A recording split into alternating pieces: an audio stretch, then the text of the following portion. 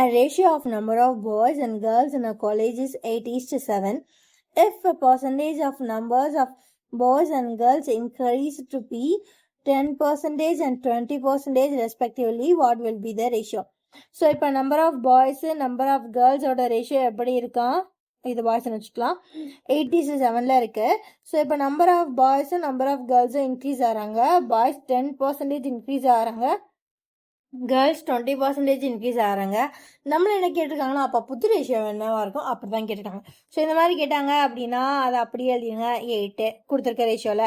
அடுத்து என்னது, ஃபர்ஸ்ட் பாய்ஸை பார்ப்போம், நான் கேர்ள்ஸை பார்ப்போம். ஃபர்ஸ்ட் பாய்ஸ் வந்து ரேஷியோ படி 8 எழுதியாச்சு. அப்புறம் 10% இன்க்ரீஸ் ஆகுது. நார்மலாக 100 ப்ளஸ் இன்க்ரீஸ் 10னா 10 + 100 × 110%னால பை 10 100. ஸோ அதை அப்படியே வச்சுக்கோங்க, ரேஷியோ தானே, ஸோ அது எது இங்கே வந்துடும்.